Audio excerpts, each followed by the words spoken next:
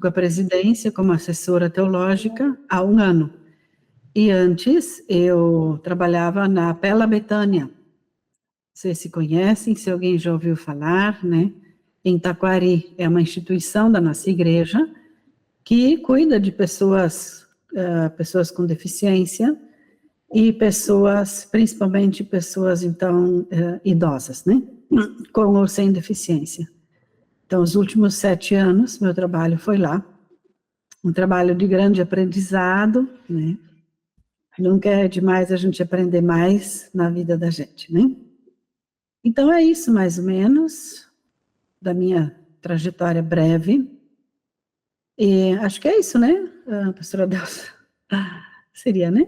Então, o pastor Adelso me propôs trabalhar profetismo. E pode passar, por favor. Dá para ir passando assim, porque...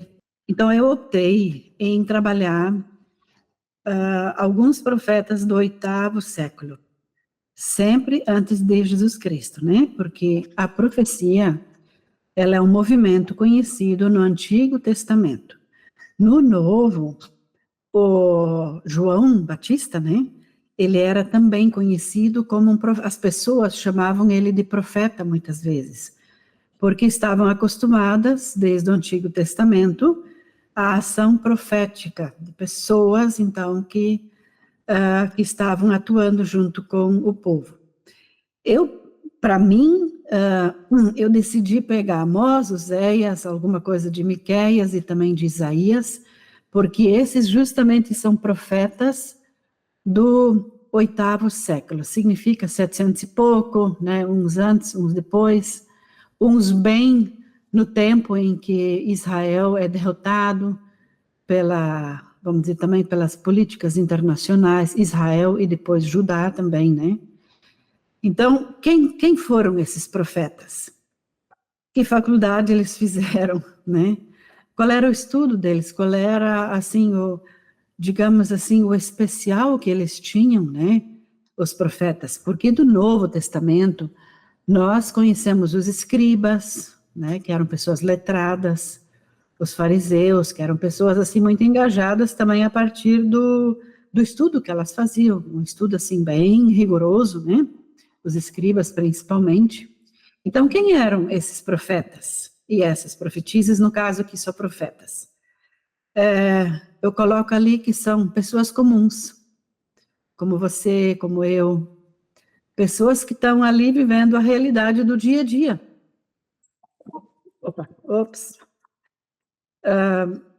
É esse o cenário da vida que eles vivem, né?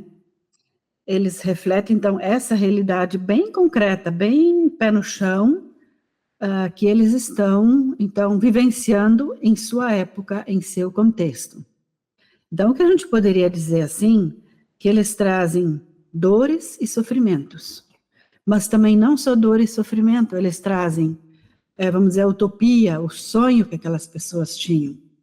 E também coloco que eles são porta-vozes das pessoas que não têm voz. E ao longo da sua trajetória, eles sempre faziam uma volta ao tribalismo. Então, que tinha iniciado lá em 1050 até 900 antes de Cristo, né? Então, eles, quer dizer, 1200 a 1050 antes de Cristo, desculpe, onde, então, Israel viveu uma bela experiência de organização em tribos. Então, eles, tipo assim, a saudade deles era o passado. Eles pensavam o futuro com base no passado, nesse passado bem específico, que era, então, essa vivência do tribalismo. Tá? Então, quando a gente olhar, esse é o projeto de vida que eles apontam. Outra coisa, como é que eles se tornaram profetas? Como é que foi esse processo? Aqui eu trago, isso quero dizer quanto ao resto, a melhor forma de visitar um profeta não é buscar teorias sobre ele, pode ser também, porque a gente encontra muitas teorias, ainda mais hoje com a facilidade que temos na IA, né? Joga lá um profeta, já te dá um monte de informações. O que nós vamos fazer aqui é um pouco diferente, nós vamos olhar o próprio texto bíblico. para daí, a partir desse texto bíblico, a gente descobrir, entrando nele, a gente ir descobrindo o que era o que acontecia naquela época, né? Quem eram eles e elas, o que eles proclamavam, o que eles criticavam e o que eles anunciavam, mais ou menos por aí. Então, ali eu trago a leitura do Isaías no capítulo 6, que fala como ele foi vocacionado, como ele foi chamado por Deus. Que foi assim, através de um vocacionamento, através de um chamamento de Deus, é que eles se transformam em profetas. Deus os chama para profetizar. Então, ali em Isaías, no capítulo 6, nós temos a vocação do próprio Isaías, né? E vocês podem ver que sempre, quando um profeta vai falar, ele sempre fala a partir da sua realidade política e econômica, por consequência, né? Então, vai dizendo, do ano da morte do rei Uzias, quer dizer, já nos localiza, mais ou menos, em que mundo nós estamos entrando. Então, ele vai dizendo que ele teve uma visão de Deus, né? No versículo 4, então, ele vai descrevendo, até ali ele descreve como é que era o templo, como é que era lá dentro, onde ele fez esse contato, onde Deus fez o contato com ele, né? Então, no versículo 5, é bem interessante, olhem, será que o profeta logo dizia, pode deixar comigo? Não, eles corriam disso. Eles não queriam, eles tinham muito medo. Então, por isso, o Isaías diz, ai de mim, estou perdido. Quer dizer, quando Deus chama, mais ou menos como hoje, né? Mas por que logo eu, né? Tem tanta gente por aí que pode assumir essa tarefa. Ele então diz, minha nossa, eu estou perdido, Deus me chama para isso, para ser profeta, que vai ser de mim, né? E aí Deus então diz para ele, a quem enviarei e quem há de ir por nós? Né? Deus questiona, poxa, se vocês que são chamados não vão para profetizar, quem é que vai ser então, afinal de contas, né? Até que no fim, Isaías se deixa convencer por Deus, e aí ele diz, eis-me aqui, envia-me a mim. Tá? Então, todo vocacionamento também é um envio. É Deus que chama e envia. Parecido com o que também o próprio Jesus fez, né? Ele chamou discípulos e discípulas para o seguimento, para o anúncio da palavra, da boa nova, e as pessoas, então, se colocaram nesse caminho, né? Jeremias também, a vocação de Jeremias. A palavra do Senhor veio a ele no 13º ano do reinado de Josias, filho de Amão, rei de Judá. Quer dizer, são informações importantes para dizer, eles querem nos localizar. Então, jamais a gente pode fazer uma leitura assim aleatória. Ela é localizada, ela tem contexto, e aí a gente teria que pesquisar assim, o que aconteceu nesse contexto. Então, veio também nos dias de Joaquim, rei de Judá. No 5º mês desse ano, os moradores de Jerusalém foram levados ao exílio. Opa, mais uma informação, né? Quer dizer, então, o pessoal lá de Jerusalém, né, da cidade, da região de Jerusalém, foi levado para o exílio. E daí a palavra, é porque Jeremias, ele foi um profeta, assim, de 4 décadas. Então, ele tem muita história. Ele tem 4 décadas, assim, de experiência e de vivências, né? Aqui, não sei, talvez vocês vão lembrar um hino, antes que te formasses, no seio de tua mãe, é um hino que era muito cantado. Então, no versículo 5, antes de formá-lo no ventre materno, eu já o conhecia. E antes de você nascer, eu o consagrei e constituí profeta às nações. Se é Deus quem fala para ele, pode passar.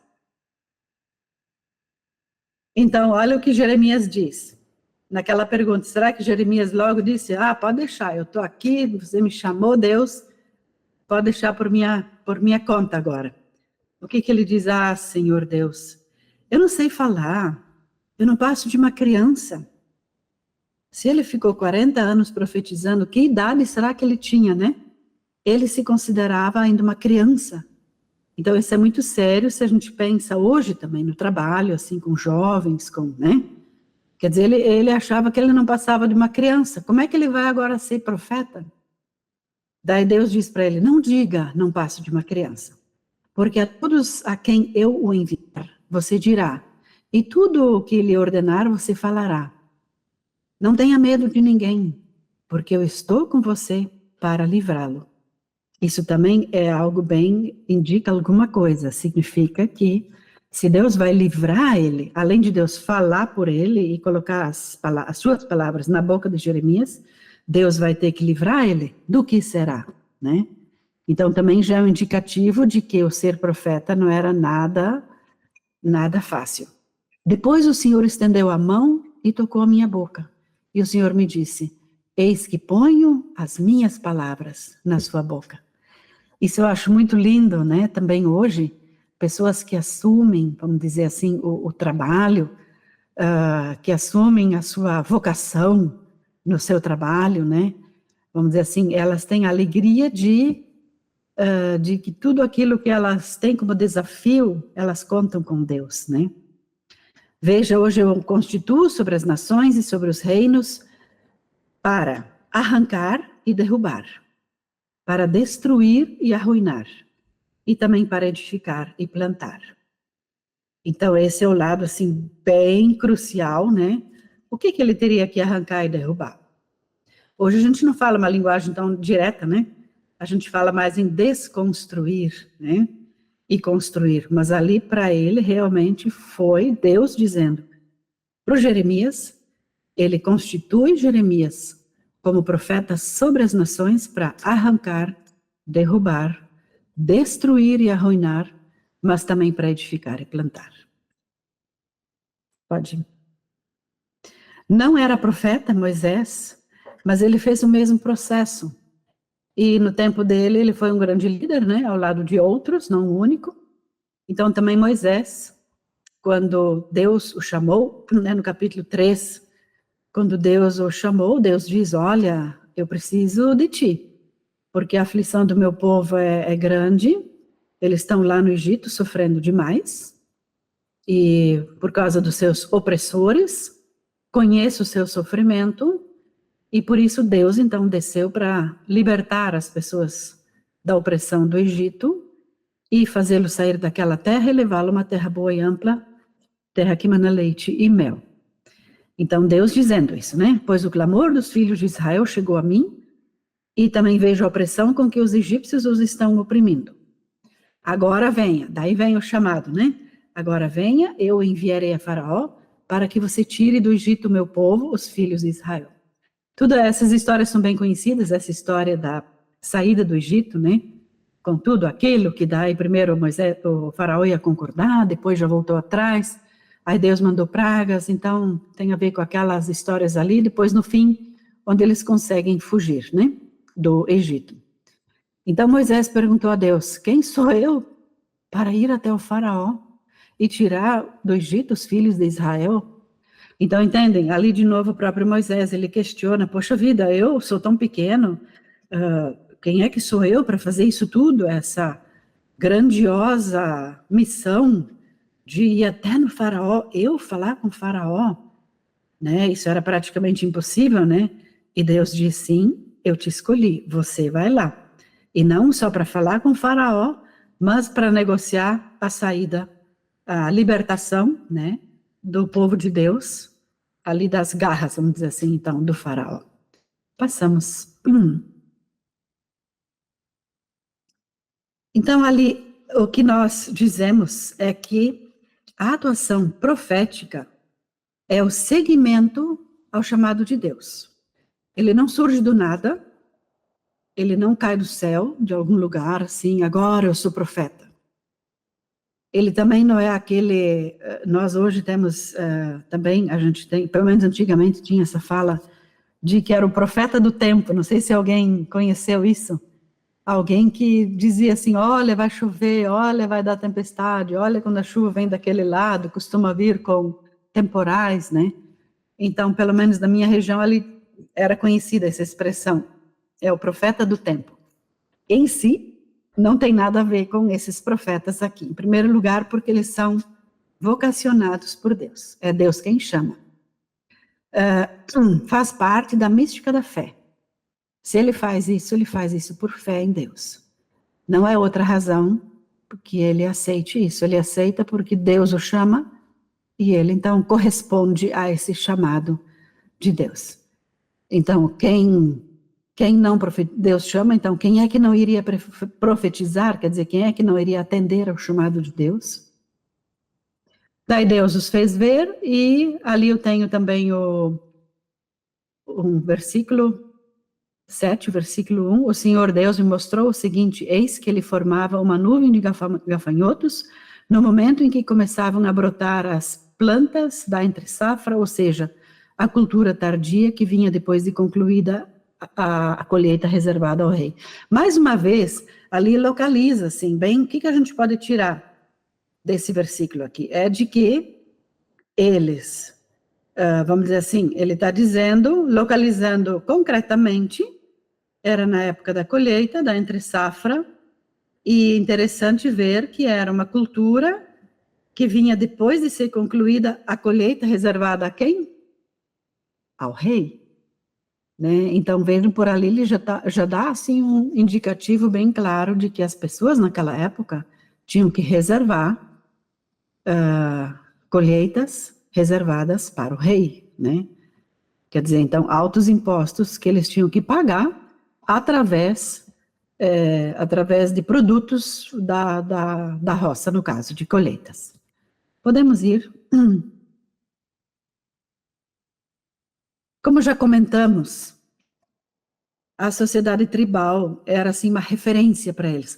A saída do Egito, a libertação da opressão do Egito, era uma referência a qual todos os profetas se baseiam, assim, também nas suas falas. E quando eles apontavam para vamos dizer, para uma saída da situação em que eles estavam vivendo, aí eles buscavam, que nem eu falei, a saudade lá do tempo do tribalismo, eles apontavam como o futuro. Não era assim para voltar a fazer tudo o que se fazia antes, mas era aquela referência, não é que eles queriam voltar para aquele passado, né, mas era aquele passado que, vamos dizer assim, trazia luzes para o presente e, então, para o futuro que eles poderiam buscar. Então, onde é que começou esse projeto de vida? Ele iniciou após a libertação do Egito, quando na Terra Prometida se organizaram em forma de tribo. Então, significa que era uma sociedade solidária, igualitária, socialmente mais justa. Então, é essa referência que eles fazem quando falam em tribalismo. Então, o tribalismo foi uma experiência que durou, num sentido, poucos anos, 1200 até 1050, mais ou menos, antes de Cristo. No ano 1000 já tinha o rei Salomão, né? E interessante observar também, no ano 1000 se começou a fazer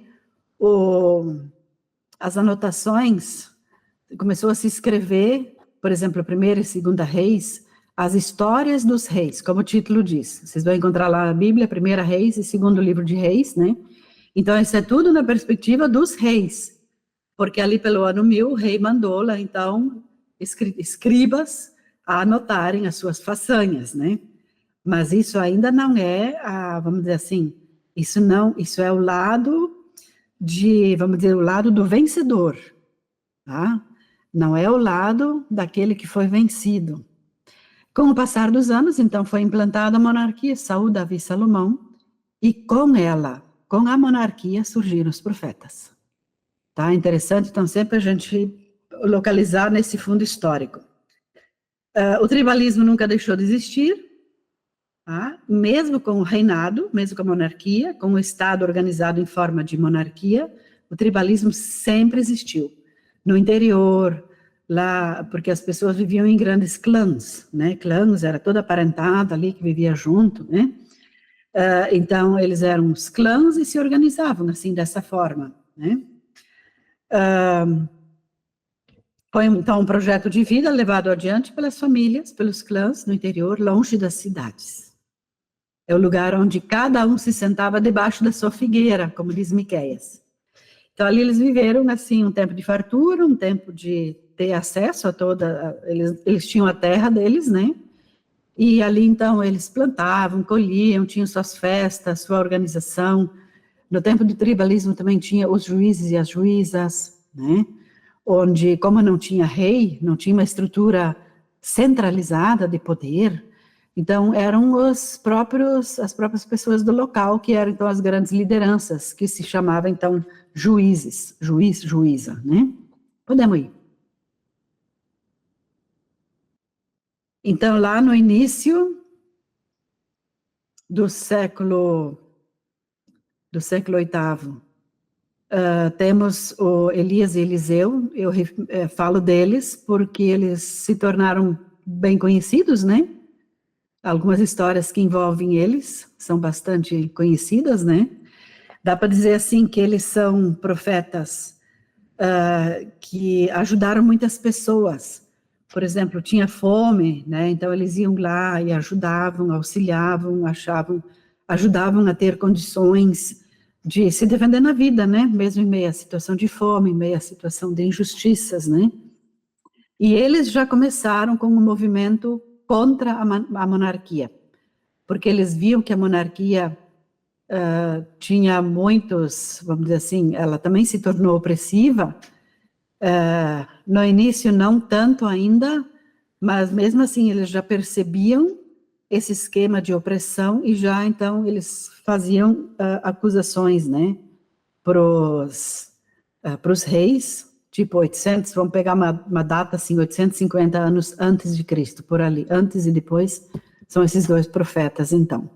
Então eles estavam ali, por exemplo, tem histórias bonitas que o filho da mulher estava doente, e daí então o profeta vai lá e ele faz a cura através de alguma, vamos dizer, de algum procedimento assim bem popular, como nós hoje também falamos da saúde popular, né, saúde comunitária. Então eles eram mais por essa questão assim de trazer curas e encaminhamentos assim na área da saúde, ou outras também, né, para as pessoas. Daí, o que acontece? Em 926, Salomão, então, morre, e daí o reino se divide em dois. Então, no norte passa a ser Israel, capital de Israel é Samaria, e no sul, Judá, com capital Jerusalém, como hoje também ainda se fala em Jerusalém, né?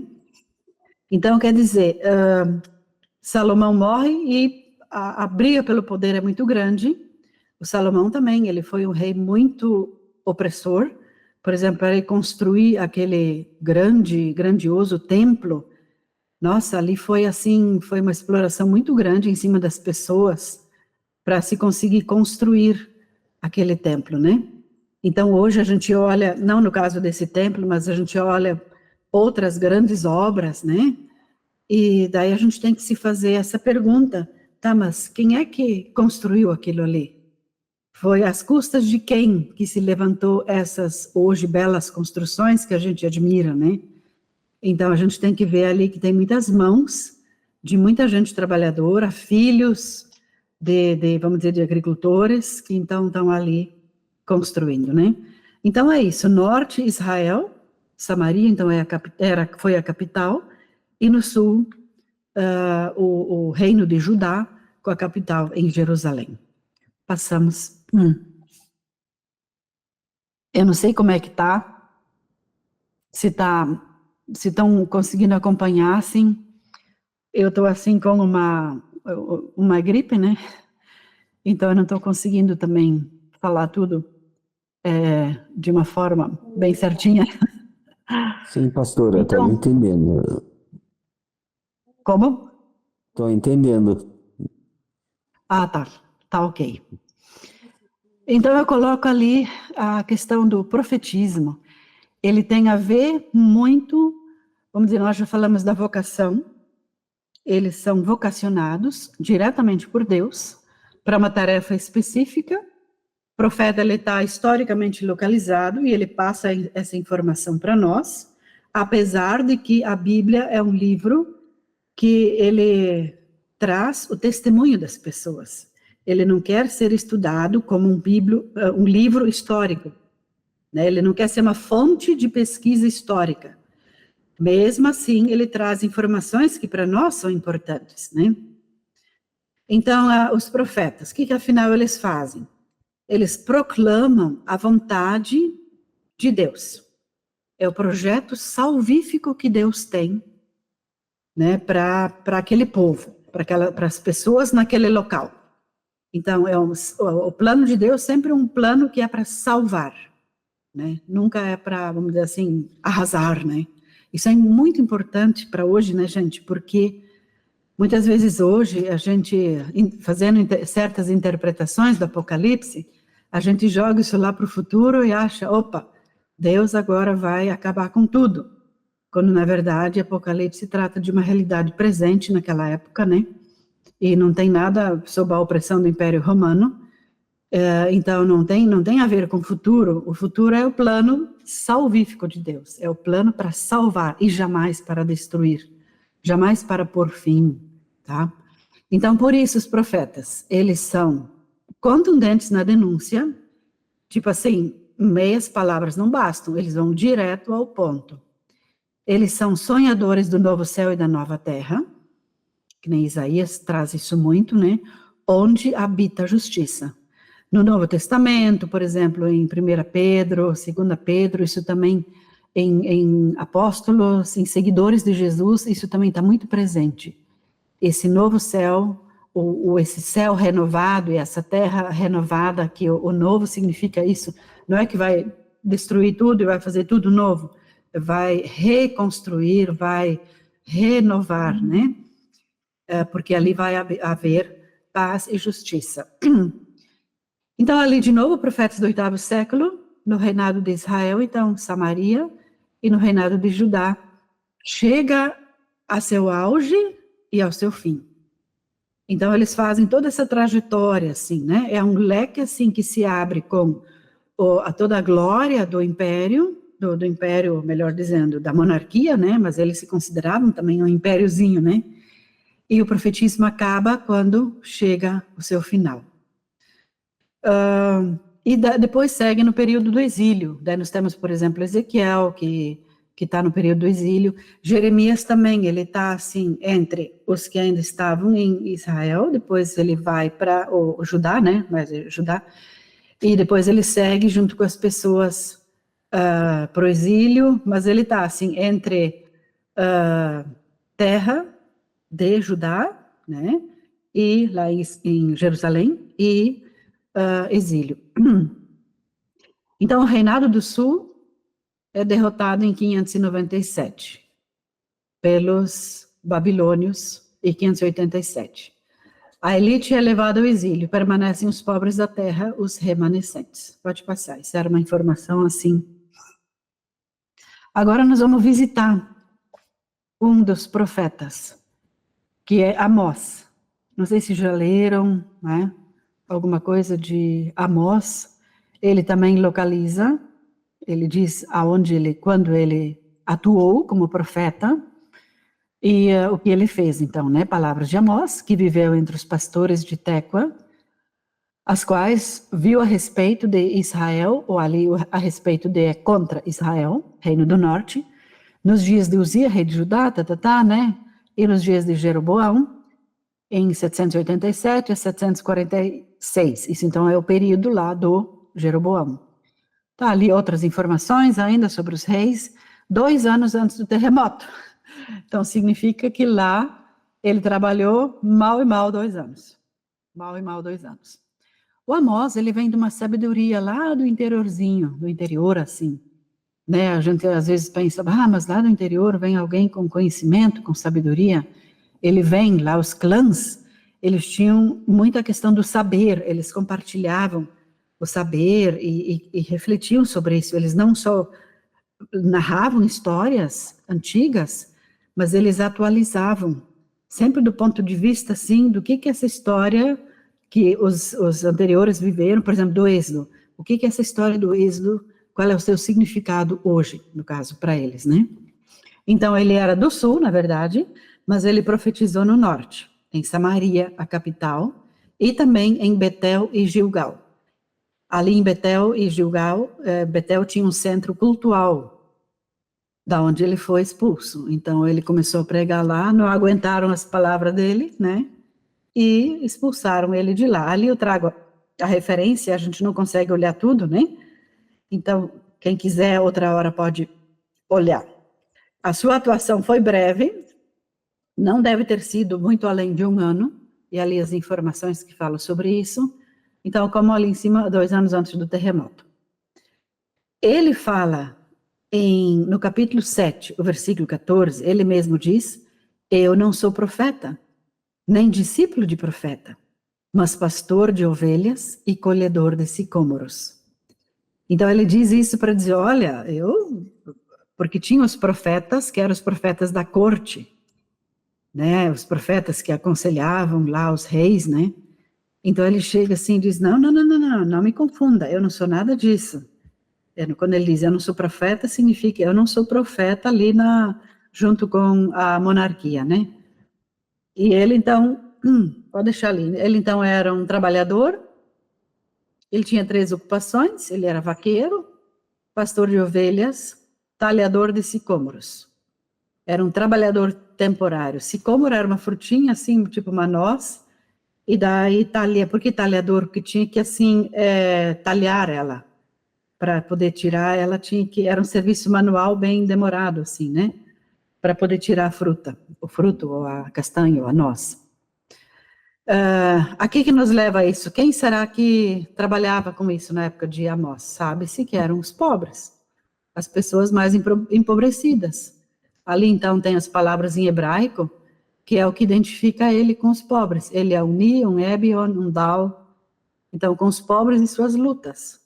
Quer dizer, ele é alguém que, como tantos outros pobres que tinha, né, ele fazia esse tipo de trabalho e, portanto, era o que identificava ele com esse grupo social. Então, são agricultores que ainda não perderam suas terras.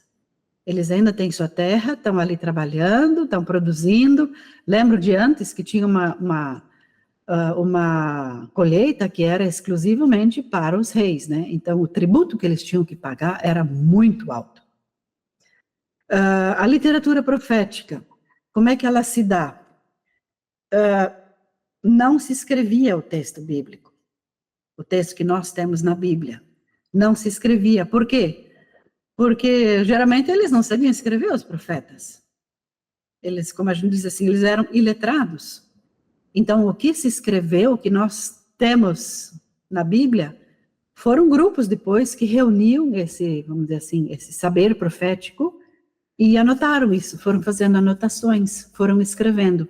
E por isso, gente, nós, num único profeta, nós vamos encontrar referências a situações, a realidades bem posteriores, né, que aquele profeta nunca viveu, né, quando fala lá, vai falar depois em algumas situações. Então a gente tem que ter isso assim em mente, que o profeta fala ali a realidade dele, né, ele anuncia a sua profecia, e aí depois ele desaparece, né, Amós desapareceu, não se sabe, não se tem notícia dele.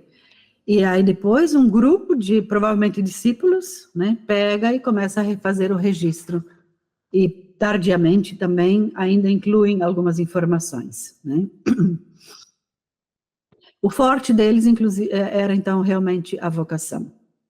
Aqui eu trago uma informação sobre o rei, que então era o Jeroboão II, quando o Amós foi o profeta, né? Ele atuou na fase desse rei, Jeroboão II.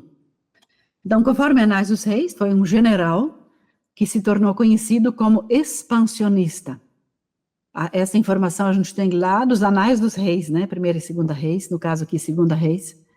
Então, ele é um conquistador, ele conquista várias regiões, como Damasco e Emates fica mais para o norte, e Gileade fica mais para o sul.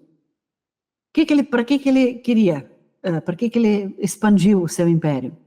Claro, para aumentar a arrecadação dos tributos, né? Aquilo que os trabalhadores no interior produziam, né? Da roça. E também tinha uma segunda questão, que era a garantia das rotas comerciais internacionais. Ali, Israel, Judá, Israel, esse conjunto fica bem, de lugares, fica bem assim, vamos dizer, no meio, no entroncamento entre Egito, mais no sul, e o norte. Então Israel ficava bem no meio. E daí quem passava ali tinha que pagar imposto, né? Era o pedágio que tinha que se pagar, né? E por isso, então, vamos dizer assim, o que justificava também vamos dizer, esse expansionismo, porque se queria ter o controle dessa rota comercial.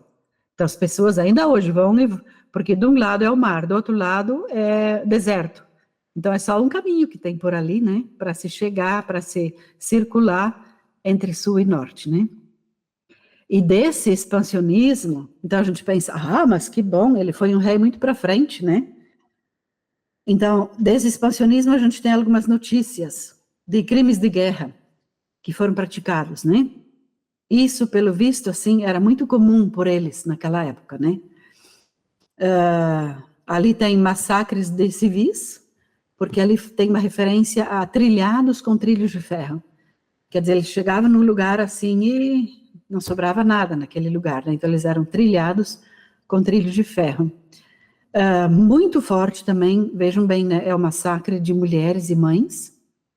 Então tem referências assim, não só aqui em outros lugares também, em outros, por exemplo, Oséias também, rasgaram o ventre das mulheres, quer dizer, as mães, as mulheres grávidas, né? Então é uma coisa assim parecida com o saudosismo, né? Uma coisa assim terrível que as pessoas viveram então naquela época. Então são considerados crimes de guerra. E ali também fala que eles, tipo assim, depois de vencer um lugar, então o que eles fizeram? Pegaram e incendiaram o que sobrou, vamos dizer assim, os ossos daquele lugar, das pessoas daquele lugar. Então seria assim o sacrilégio de cadáver, né? Além de matar, de destruir, matar as pessoas, ainda vão lá e fazem, tipo assim, festa em cima, né?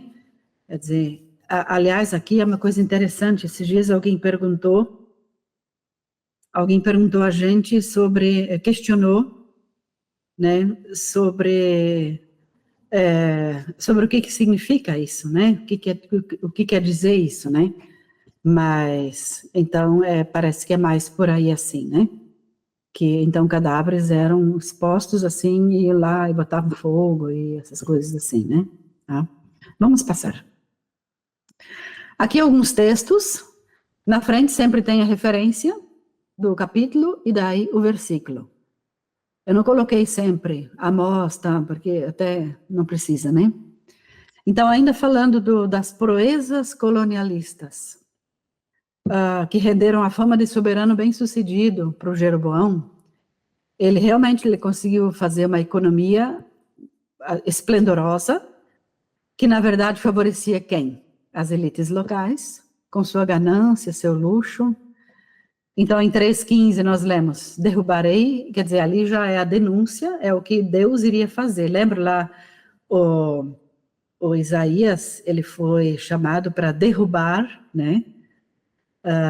Então, o que ele teria que derrubar aqui? Derrubarei a casa de inverno, juntamente com a casa de verão, e as casas de marfim perecerão, e as grandes casas terão fim, diz o Senhor. Então, que coisa, né?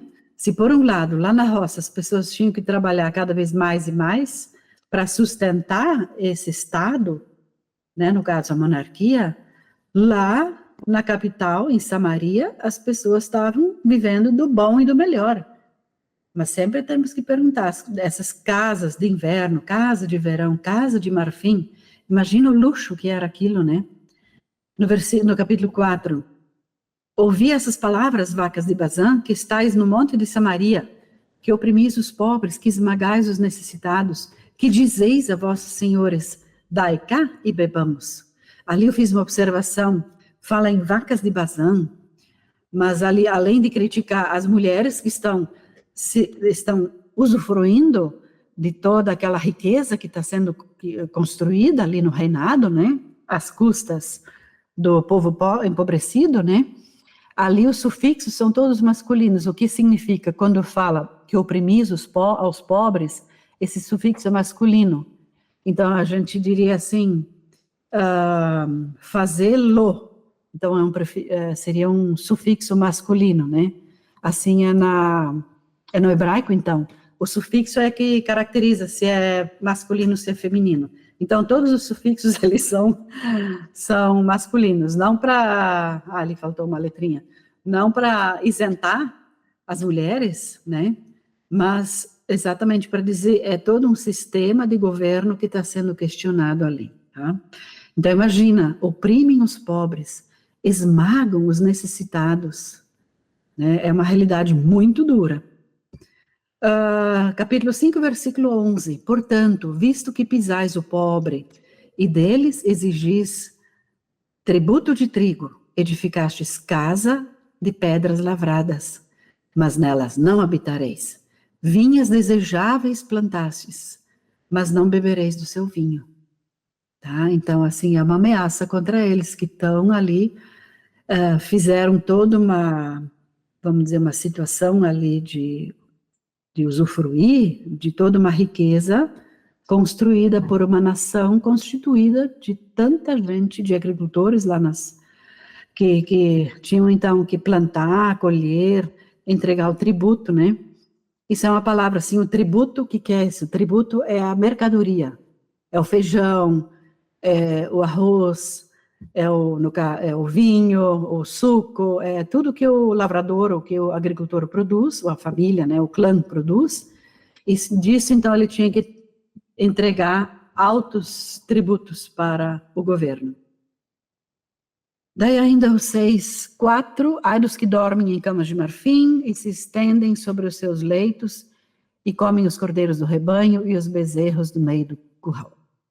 Pode passar. Então, essas riquezas de casas, camas de marfim e banquetes, porém, como todos os impérios, eles são constituídos às custas de muito sofrimento. Se Amós era crítico e denunciava esse sistema, havia quem aplaudisse a monarquia, como, por exemplo, o profeta Jonas. Então, estão vendo? Amós não queria ser taxado como profeta porque tinha os profetas da corte que defendiam, o papel deles era defender a monarquia. O papel deles era convencer as pessoas do interior a aceitarem os desmandos da monarquia. Podemos passar. A realidade do povo, então, era qual? Marcada por dura exploração, através dos tributos da produção dos agricultores, onde a religião era fundamental para justificar o aumento da produção e da arrecadação tributária.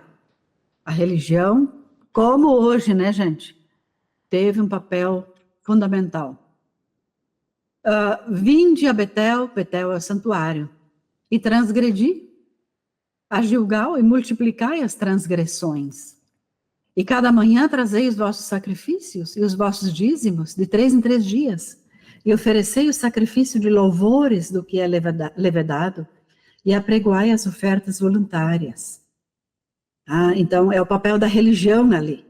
A religião, nos cultos, ela legitima toda essa opressão que estava ocorrendo no reinado. E tinha também a manipulação dos comerciantes e agiotas, os novos ricos, nas próprias vilas.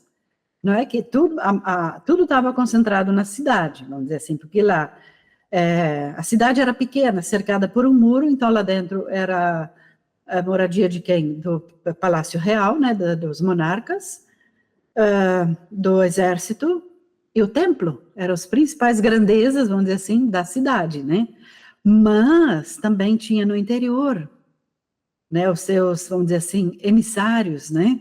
Então, vamos dizer, a cidade também tinha a esperteza de beneficiar alguns no interior, porque através desse alguns lá do interior, ela conseguia também fazer com que o interior, que eu digo a roça, se sujeitasse a isso tudo, né?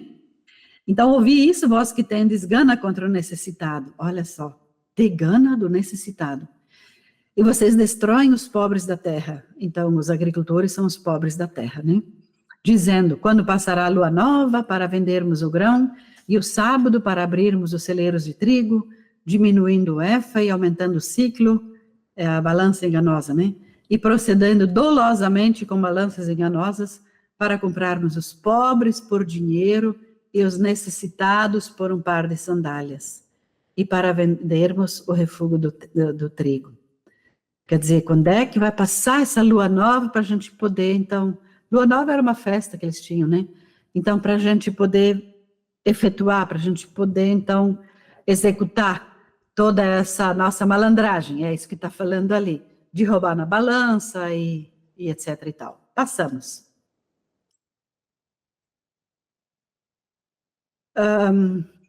Nós estamos demorando um pouquinho mais aqui, mas eu acho que é importante a gente ter essa... Porque tudo isso vai se repetir de alguma forma nos outros profetas.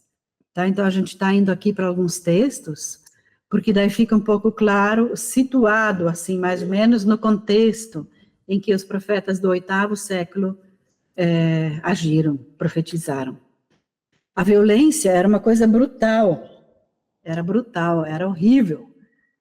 Então, olha só, e isso a gente não pode dizer assim, isso é figurado, isso é uma metáfora para explicar que aconteceu violência. Não, era o que realmente acontecia. Então, o que a Bíblia ali descreve não é uma metáfora, é uma realidade vivenciada pelas pessoas. Pisam sobre a cabeça dos necessitados, como pisam o pó da terra. É a violência militar. Pervertem o caminho dos mansos. Mansos quer dizer das pessoas oprimidas. Pai e filho possuem a mesma jovem escrava. Aqui é a violência sexual, o estupro contra jovens, né? Ali fala de mulheres. E assim profanam o meu santo nome. Então vejam, quando ali na Bíblia, os profetas falam assim, porque vocês profanaram o meu nome. Isso tem um contexto, isso tem uma realidade atrás disso. Não é porque, sei lá, de repente cantaram o hino errado, ou porque esqueceram de Deus, ou sei lá, né? Não, é porque tiveram essa prática horrenda, odiosa, né?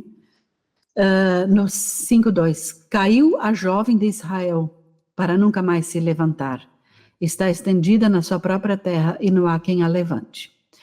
Aqui, na verdade, está se referindo a toda Israel, que ela vai ser derrotada, a exemplo das mulheres, tipo assim, violentadas, estupradas. Então, Israel também vai cair, assim como aquela jovem também caiu e talvez morreu, enfim, né?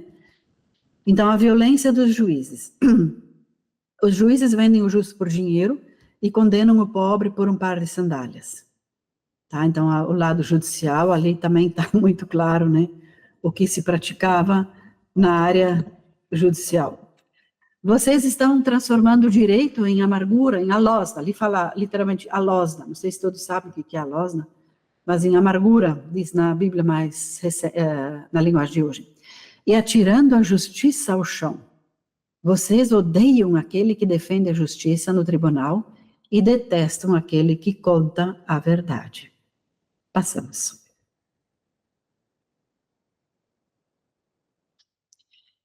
Então, nós vimos até aqui,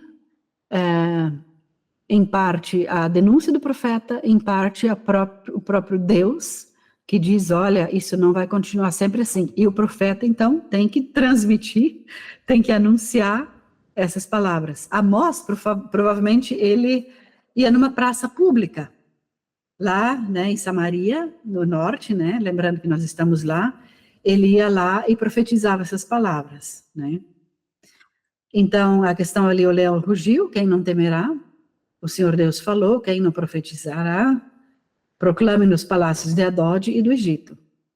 Então, ali mostra onde é que ele é para proclamar, né? Então, certo, na frente na praça ali, ele chegava e começava a falar isso, né?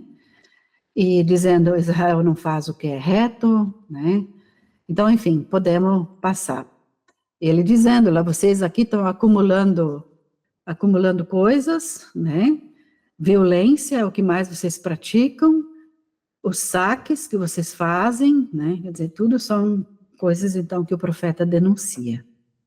Passamos.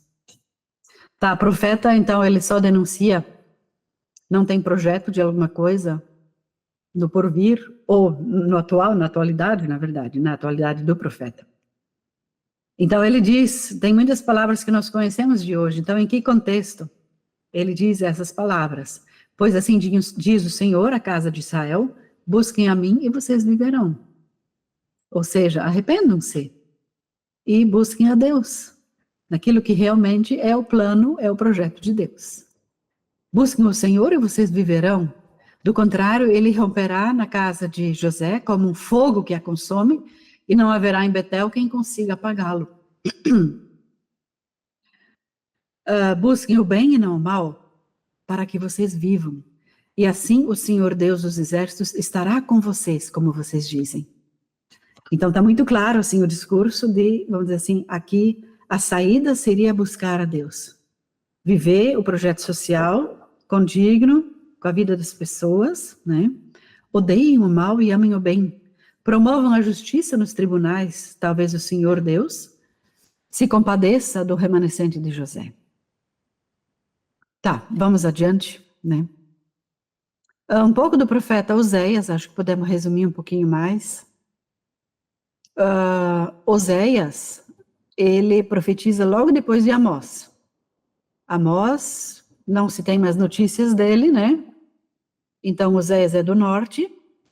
Oséias, ele radicaliza a ameaça ao Estado. Ele diz assim, eu, na minha ira, te dei, ali falta ali, te dei um rei, e eu tirei de você no meu furor.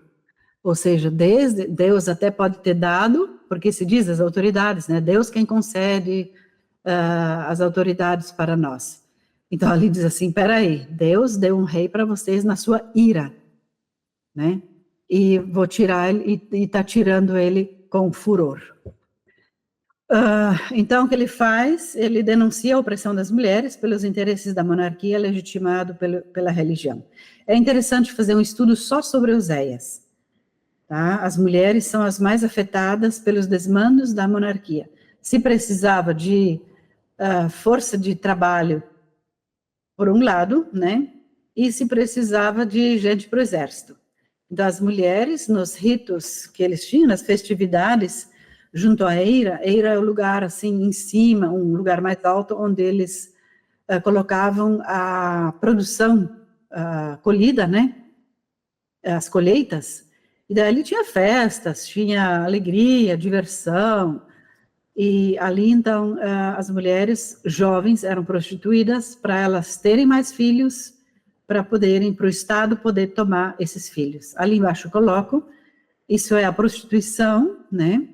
No início lá de Oséias fala na casa de Diblaim, e a mulher de Oséias, a mulher que ele escolheu para ser a esposa dele, ela era uma jovenzinha, uma filha lá da casa do Diblaim. Diblaim era, então, o dono daquela casa, né?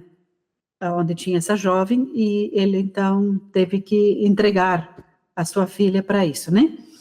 E se a gente ler 1 Samuel 8, ali também traz, assim, é um texto bem posterior, bem tardio, mas ali as pessoas entenderam, colocaram na boca de Samuel, né, o que aconteceu durante o reinado. Vai tomar das vossas filhas, vai tomar dos vossos filhos, vai tomar vossas colheitas e por aí, né? Então é a voz das mulheres oprimidas. Quer dizer, tem muitos comentaristas de Oséias que defendem isso, né? O livro de Oséias é a voz das mulheres oprimidas. Samaria levará sobre si a culpa porque se rebelou contra seu Deus, cairá a espada realmente, né?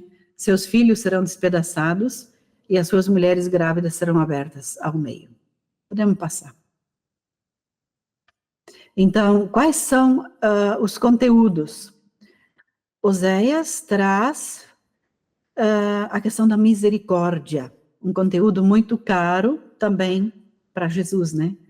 Jesus cita essa palavra de Oséias, ele diz, misericórdia quero e não holocaustos, não sacrifícios, né? É o que Oséias ali articula, que ele começa a formular, né? A questão da transgressão da aliança, né? Também é um dos conteúdos, né? Gileade, no caso, ali a questão dos crimes de guerra, né? Que nós mencionamos antes. O que ali ele fala também, os sacerdotes que praticam as perversidades, em Oséias 4, ele fala muito da condenação aos sacerdotes. Interessante ele observar que nenhuma mulher, nenhuma filha, por mais que ela esteja nessa, vamos dizer, nessa engrenagem do que ele considera prostituição, nenhuma delas será condenada, né? E daí, Oséias 14, tragam palavras de arrependimento e convertam-se ao Senhor, dizendo, perdoa a nossa iniquidade, aceita o que é bom, e em vez de novilhos, os sacrifícios de nossos lábios, né? Tá, vamos passando. Então, estamos no norte, no estado de Israel, em 732, primeiro, a Síria conquistou os arredores da capital, Samaria, em 722, então arrasa com a capital, Samaria, né? Então, dominação total, né? As regiões mais ricas ali, como a planície ali de Jezreel, passam a ser províncias assírias, então é anexado para o território da Assíria.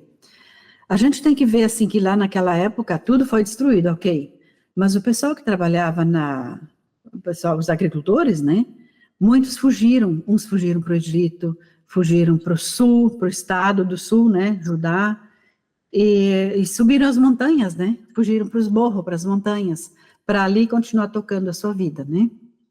E quem manteve essas memórias foi exatamente essa gente do interior, agricultores que se organizaram, né?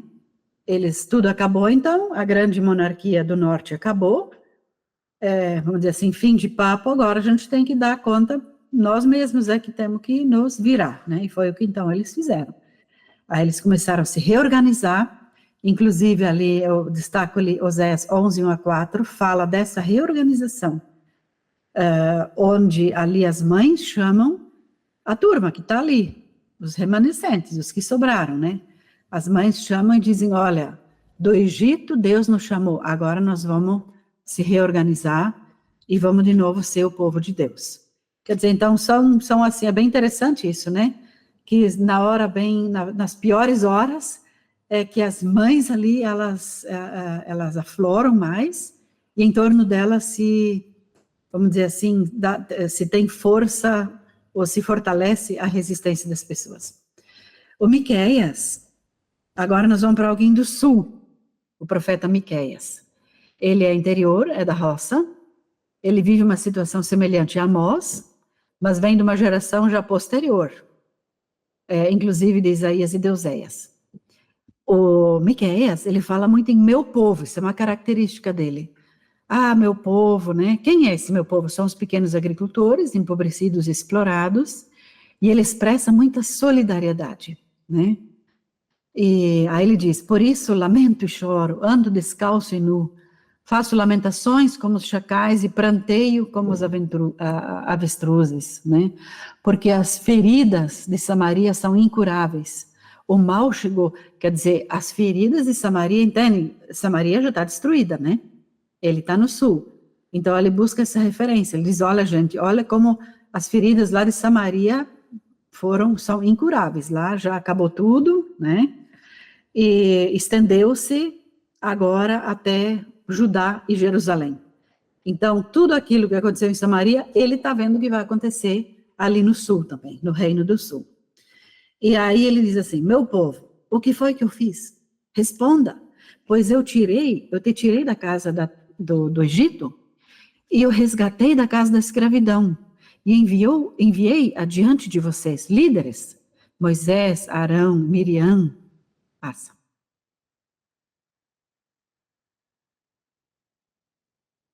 Pode passar.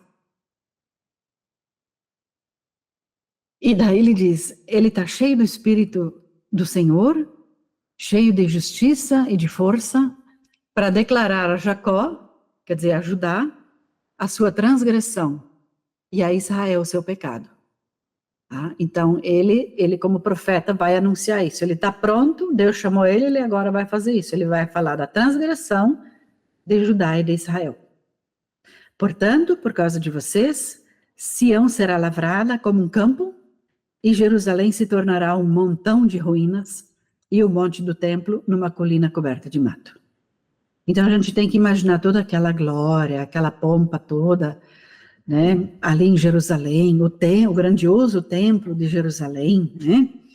Então eles estão ali vivendo do bom e do melhor, como também ali no norte, o que o Oséias denunciava, né? E aqui, então, qual é um pouco a característica da denúncia dele? Ai daqueles que, ainda no seu leito, ainda na sua cama, né, imaginam a iniquidade e planejam o mal. Iniquidade e injustiça, né? Ao amanhecer, eles o praticam, porque têm o poder para tanto. Quer dizer, o poder está nas mãos deles, né? Cobiçam campos e se apossam deles. Cobiçam casas e as tomam. Assim fazem violência a um homem e a sua casa, a uma pessoa e a sua herança. Então ele está criticando, é a denúncia dele, né? O seguinte, versículo 9. Vocês expulsam do seu lar, querido, as mulheres do meu povo. Dos filhinhos delas vocês tiram a minha glória para sempre. Quer dizer, escravizam mulheres e crianças, né? Escutem agora, governantes de Jacó, chefes da casa de Israel, quer dizer, a monarquia, né? A monarquia quer dizer o Estado, né? Por acaso não é a vocês que compete conhecer a justiça? Quer dizer, ele cobra, né? Não é vocês que estão ali, vocês não deveriam que praticar, conhecer e praticar a justiça? Mas vocês odeiam o bem e amam o mal. Arrancam a pele do meu povo e a carne de cima dos seus ossos. A gente hoje tem uma expressão de falar, estão esfolando aqueles coitados vivos, né? Para dizer assim, é uma super exploração, né? Um dia eles hão de invocar o Senhor, mas ele não os ouvirá. Naquele tempo esconderá deles a sua face, por causa do mal que praticam. Podemos passar. Tá, agora aqui também mais denúncias e denúncias, né?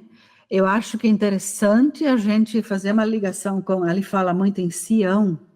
Sião tem a ver com o templo, hoje principalmente, e com, vamos dizer, as elites que ali se constituíram em Jerusalém. Então, hoje a gente escuta falar muito de Sião, né? Então, tem as pessoas que são ligadas a esse movimento, a esses sionistas, né?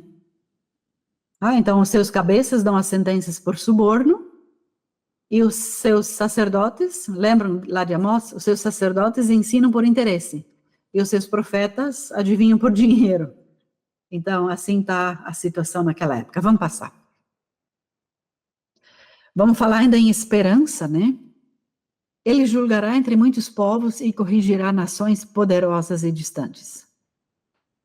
Estas transformarão as suas espadas em lâminas de arados e as suas lanças em foices. Nação não levantará a espada contra nação, nem aprenderão mais a guerra. Que bonito isso, né? Isso vale tanto para hoje também, se a gente pensa na guerra ali de Israel ali contra Gaza. Quer dizer, Israel é um instrumento nas mãos dos Estados Unidos, ou de outros aliados a esse grande império, né? Então, o projeto deles de esperança é de transformar, ninguém mais nem aprende a fazer guerra, né? Porque as espadas vão ser transformadas em arados, e as lanças em foices, quer dizer, instrumentos de trabalho para se cultivar, para se plantar, para se colher o fruto na roça, né? Tá, ali retoma, né? Cada um vai se sentar debaixo da sua videira, de sua figueira. Não vai ter ninguém que meta medo neles, porque Deus disse, o Senhor dos Exércitos falou isso, né? Tá, podemos passar, ali repete a questão das lanças e conteúdos. O Miqueias diz ali, ele já mostrou o que é bom, o que Deus pede de você. Tão simples, né? Que você pratique a justiça, que ame a misericórdia e ande humildemente com seu Deus. Tão simples, né? Mas só que se seguir isso aí, a estrutura de um reinado, de um Estado centralizador, que usa de todas as formas de poder para oprimir, para explorar, vão acabar. Então, ali dá para ver de novo o tribalismo presente, né? Não pode passar. Bom, foi bom passar. Isso aqui é um outro conceito interessante que entra aqui, através do profetismo. Questão do perdão. Deus não é o Deus que julga, que quer condenar. Deus não é o Deus que quer, vamos dizer assim, acabar com as coisas. Mas Deus tem prazer na misericórdia. Nós temos um costume de falar assim, Deus não mata, mas castiga.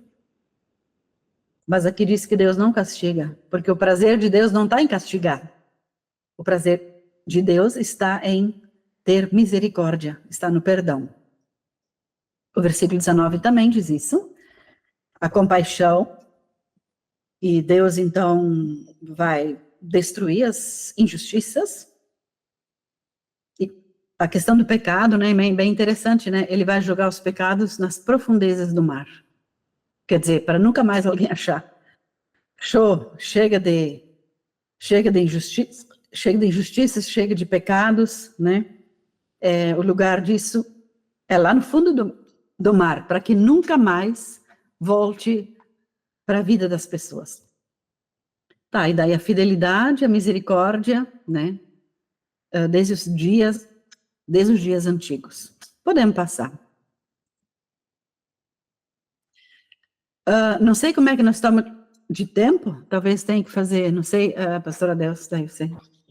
Opa, temos 15 minutos.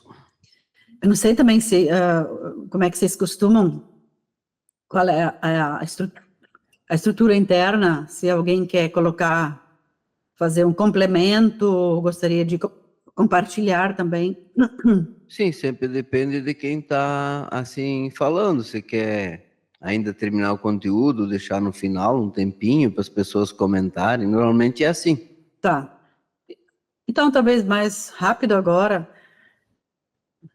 profeta Isaías. Isaías, ele vem do sul de Jerusalém. Amós já havia sido silenciado, Oséias ainda profetizava. Isso no norte, né? A Síria está chegando perto para também destruir o sul. O destaque dele é o apelo à justiça desde o começo. Ele fala, desde o começo, quer dizer, logo no capítulo 1, ele diz: aprendei a fazer o bem, atendei à justiça, repreendei ao opressor, defendei o direito do órfão, pleiteai a causa das viúvas. Quem são essas pessoas? Os órfãos e as viúvas, filhos e mulheres e soldados mortos nas guerras. Podemos passar. Esse foi o único profeta vocacionado dentro do templo. O templo de Jerusalém, por isso, vamos dizer assim, na perspectiva dele, do Isaías, do primeiro Isaías, deixa de ser um lugar de sacrifícios, né? Aquilo que nós vimos antes, um pouco, né? De sacrifícios e de opressão e de exploração. Mas passa a ser o lugar da lei. A lei de Deus é que precisa ser cumprida. E a lei de Deus é qual? Os mandamentos, né?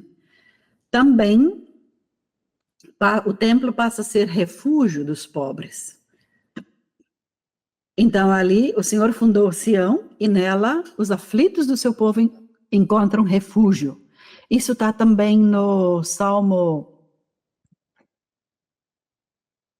132, acho que é esse Salmo. O Senhor é meu pastor, acho que é o 132, né? Que o templo é refúgio para os pobres. Isso diz muito para nós hoje, né? Não adianta a gente querer fechar nossa igreja só para nós mesmos, né? Ali o templo, as nossas igrejas, são o lugar de acolhimento às pessoas pobres, né? Esse Isaías, ele fala muito na perspectiva dos fracos, das crianças e órfãos. Também ele articula, ele é um articulador, ele é um porta-voz também das pessoas mais pobres. No 3,15 ele diz: com que direito vocês esmagam o meu povo e moem a face dos pobres? Tá? Podemos passar. Então ali tem a denúncia. Alguém poderia ler? Quem sabe alguém dá uma lida assim? Eu acho que aqui são só repetição de leia assim seguido. Quem puder ler, então.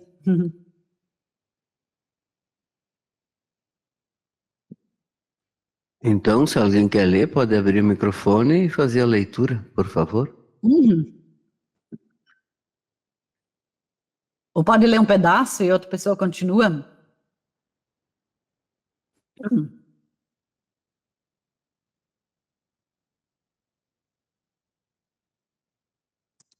Bom, eu vou ler. Ai dos que ajuntam casas e mais casas, reúnem para si campos e mais campos, até que não haja mais lugar, e ficam como únicos moradores no meio da terra. Ai dos que ao mal chamam bem e ao bem chamam mal, que fazem das trevas luz e da luz fazem trevas, que mudam o amargo em doce e o doce mudam em amargo. Ai dos que são sábios aos seus próprios olhos e inteligentes em seus próprios conceitos, que por suborno justificam o perverso, mas ao justo negam justiça. Isso aí. Pode passar. A esperança de Isaías é bem interessante. Nós vamos assim, encontrar muitos textos do Isaías, na época, por exemplo, do Natal, em outros momentos assim. Então, ali, faz-se a ressignificação das tradições de Davi, fazem referência a Jessé, o pai de Davi, do tempo tribal. Então, Jessé era o pai, né? Com Davi começou o reinado. Então, não é isso que eles estão puxando para ali. Estão puxando antes o pai do Davi, que é o Jessé. Por isso, tem até uns hinos que cantam sobre Jessé, né? Então, a esperança, ela reside na criança, na fragilidade da criança. Por que isso? Porque a criança, como nós vimos antes, ela é continuamente ameaçada.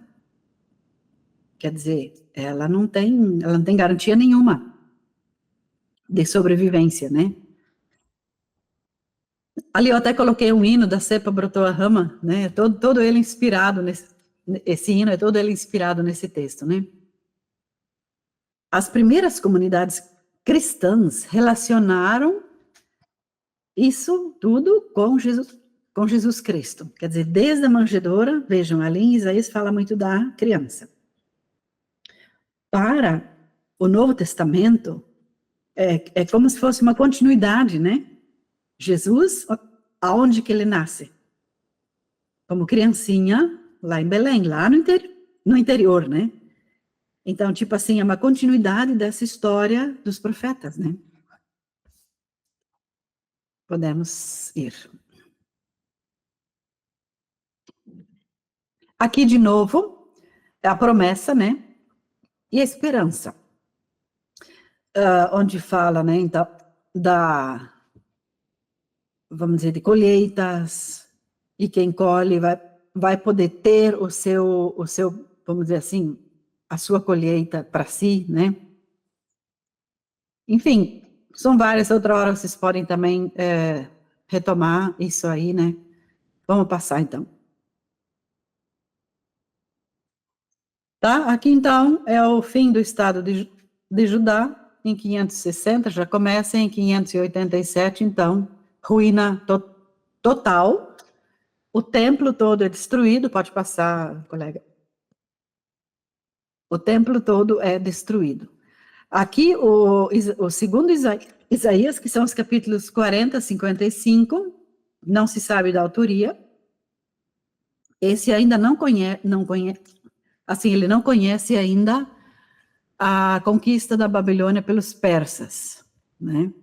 Então, foi destruído pelos babilônios, isso falta dizer aqui, né? Judá e toda a região foi destruída pelo Império Babilônico. E no segundo Isaías, ali eles já estão vendo que tem alguém que vai libertar eles. Então, no segundo Isaías, ali aparece o Ciro, o rei persa, que tem uma certa tolerância, né? Ele tem uma certa tolerância com a religião, né? E acho que podemos passar. Ali eu trago informações sobre Jeremias, mas eu acho que não dá tempo da gente ver tudo, né? Daí, aqui a gente vai terminando, né? Então, o pessoal que foi para o exílio, eles tiveram uma grande elaboração literária. Eles produziram muita literatura no exílio. Exílio significa que a elite foi tirada de Judá, de Jerusalém, e foi levada para a Babilônia. Não foi um número grande de pessoas. Mesmo que depois lá em Ageu e Zacarias, se diz que todo mundo foi levado, não. Levado foram só o pessoal da monarquia ali, da cidade de Jerusalém, né? Então, por exemplo, literatura que eles produziram, e com isso que eu queria dizer, que lá no exílio, então, tinha gente estudada, porque esses foram levados para a Babilônia. E por isso eles produziram muita literatura ali na Babilônia. Salmo 120, 137 fala, né, dessa literatura, o que foi produzido lá na Babilônia, né? Também o servo sofredor, né? Interessante, assim, o texto do servo. O servo aparece como luz para os povos. Quer dizer, servo sofredor é o povo sofrido, né? Então, esse povo sofrido passa a ser visto como luz para os povos. Também eles sonham com retorno à terra, e seria um novo êxodo. Faz referência a Ciro, o rei persa, como libertador. E também aqui surgem de novo fortes os temas como perdão e misericórdia. E eles fazem uma revisão da história. Israel e Judá, é a trágica história da infidelidade a Deus e injustiça com as pessoas pobres. Daria para resumir assim: primeiro Isaías e segundo Isaías, primeiro Isaías na terra ainda, lá em Judá, Jerusalém, e o segundo Isaías, então, já no exílio, né, lá na Babilônia, né, eles relentam, eles dizem, o que foi isso? O que foi essa nossa história com Deus, a nossa infidelidade com Deus, e por aí, né? E daí vem o terceiro, não pode passar mesmo, porque o tempo está esgotando.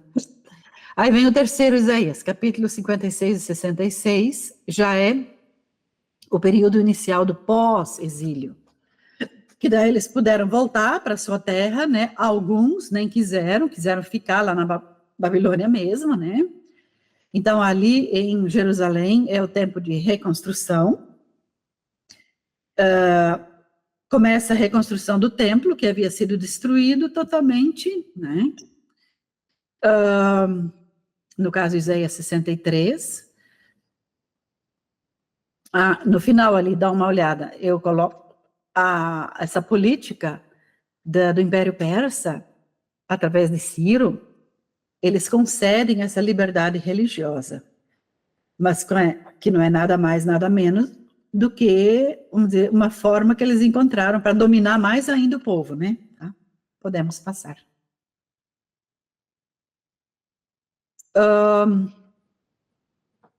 Ali se celebra, então, a esperança pelo retorno. Vocês vão ver ali Isaías 65, 17 a 25, onde o pessoal está muito eufórico, eles estão muito, assim, esperançosos de que tudo isso eles vão ver de novo, novo céu e nova terra. Mas, daí tem um porém, tem um conflito. Quando eles chegam ali em Jerusalém, quando eles chegam ali em todo o território que antigamente, então, era Judá, a terra de Judá, né? Tem muita gente que ficou lá. Então, como é que eles vão fazer? Gente que voltou para sua terra, que eles tinham perdido, né? Para a monarquia, as pessoas foram ocupando de novo ali a terra. Tinha muita gente morando ali. E agora eles estão voltando. E dá para dizer que ali, mais ou menos, surgiu assim esse conflito que também hoje existe em boa parte ainda, né? Acho que então podemos passar mais, acho que tem mais um. Tá, só para dizer que Isaías ali, ele bota eles um pouco no chão para dizer, gente, calma, não é bem assim. Vamos cuidar dessa situação. Vamos cuidar disso, como, assim, para não cair tudo em conflito de novo, mas para haver uma um retorno mais harmônico, né? Mais um? Acho que agora a gente está chegando no final. Sobre os conteúdos, aparece de forma bem forte, de novo, o jeito materno de Deus. Em Isaías 65, parece que quando tudo está difícil, complicado, daí as mães dão um jeito. Parece mais ou menos assim, resumindo, né? E o próprio Deus, ele se caracteriza como mãe ali, Deus diz, o frêmito das tuas entranhas e tua compaixão para comigo se recolheram. Então, isso aí é o profeta que pergunta, peraí, Deus, como é que é? Você que sempre foi tão compassivo, como é que é isso agora, né? Esqueceu de nós? Vai nos deixar abandonados? Né? E acho que podemos passar isso aqui. Isso ali também a gente não precisa, aqui mais ou menos é assim, eu coloco a fonte. O pessoal tem a mania ali de jogar para Deus o que é responsabilidade deles, como hoje também, né? Os fracassos a gente joga para Deus, né? E as coisas boas a gente diz que é a nossa própria força. Ausência total da gratuidade de Deus, né? Aqui eu só vou retomar para fechar, então, com Jeremias. Uma coisa importante de Jeremias, vamos dizer, dos conteúdos que ele deixa para nós, é a questão do sofrimento. Uma nova percepção do sofrimento. Jeremias começa a enxergar que o sofrimento é um dos traços da presença de Deus na nossa vida, né? Então, eu acho que isso é o grande legado, assim, um dos grandes legados de Jeremias, né? E tudo isso acontece aos olhos da fé. Quem tem fé consegue ver, consegue enxergar o mundo de forma diferente, né? Então, acho que esse é um dos grandes aprendizados que a gente tem, porque antes, podem ver, os profetas anteriores, eles denunciavam e questionavam, como é que é toda essa coisa de sofrimento? Deus esqueceu de nós? Jeremias diz, não, Deus está junto no sofrimento. E o sofrimento é uma forma de Deus estar conosco também, né? E ali ele está sendo muito atualizado se a gente pensa no Novo Testamento, né? Porque se a gente pensa na cruz e na ressurreição, né? Tem tudo a ver com, nesse sentido, tudo a ver com Jeremias. A pessoa justa vive na fé. Né? A pessoa que é justificada, ela olha para o mundo de um jeito diferente. Por exemplo, tem um acidente feio, vamos supor assim, com muitas mortes. Pessoas perguntam, onde está Deus? Onde é que será que está Deus?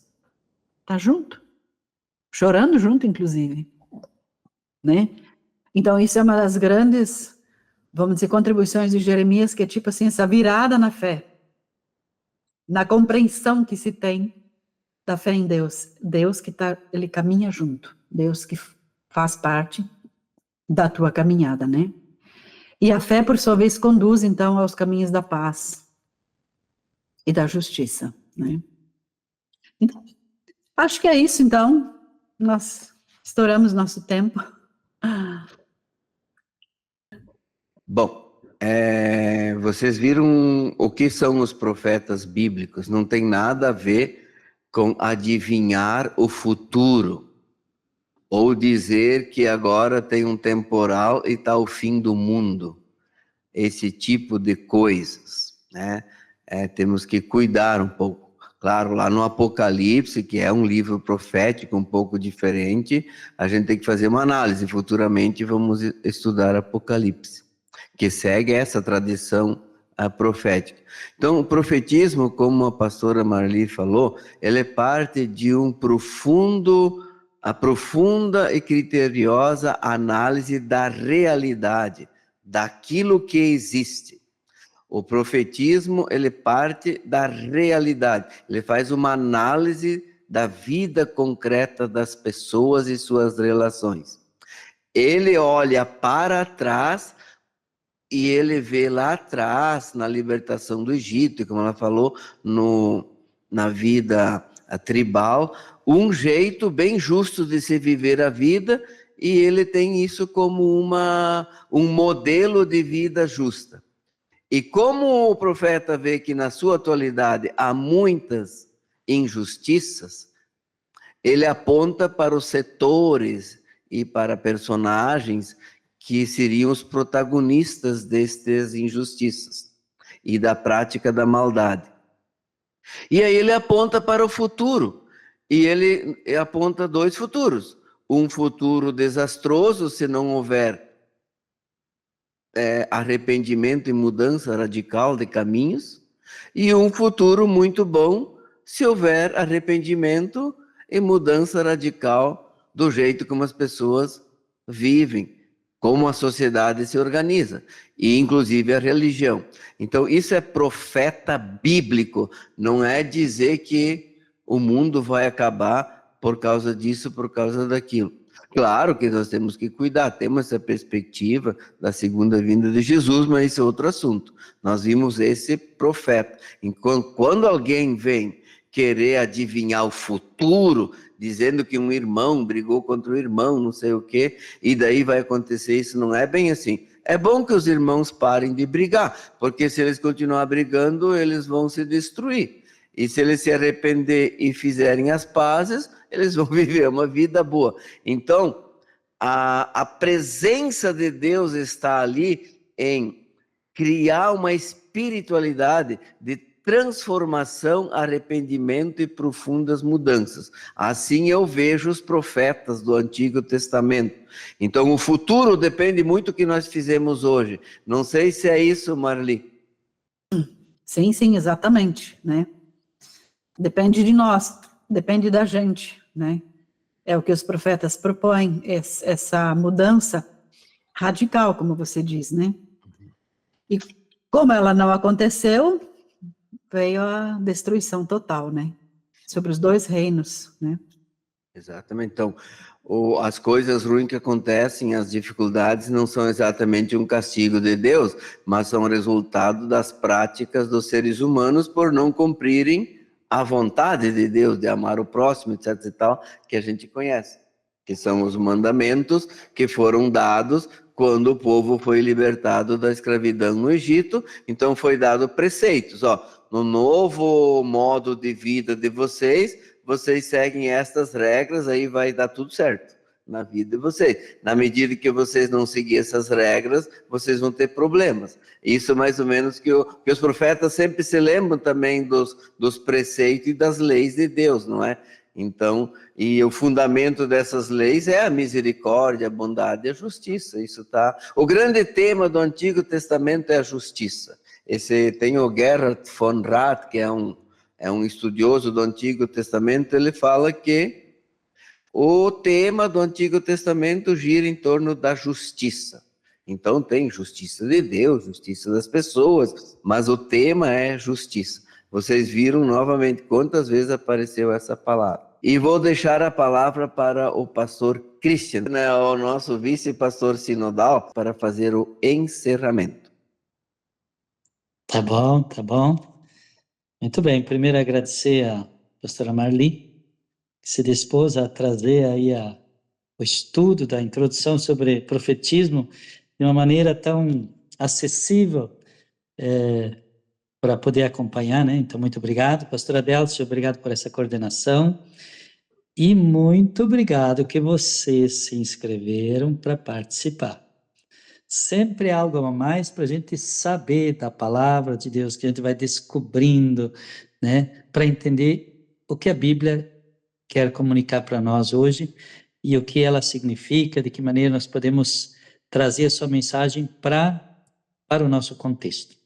Então, eu convido para a gente encerrar com uma palavra de oração. Então, oramos. Querido e bom Deus, obrigado por essa oportunidade de estudo, obrigado por cada participante, obrigado pela pastora Marli que nos conduziu nesse estudo, nessa reflexão, trazendo aspectos relevantes dos profetas, das profetisas, do profetismo na Bíblia. Obrigado, Senhor, porque Tu nos dás a oportunidade de estudar, de podermos aprender algo a mais da Tua palavra, para que possamos ser hoje a Tua igreja no lugar onde nós estamos. Senhor, cuida de nossa fé, para que ela esteja firme em Cristo e que nós possamos viver esta fé naquilo que nós fazemos, de modo que nós também possamos ser um meio através do qual Deus leva adiante a sua mensagem. Dá-nos o descanso desta noite, o repouso, e nos abençoa. Em nome de Jesus Cristo. Amém. Amém.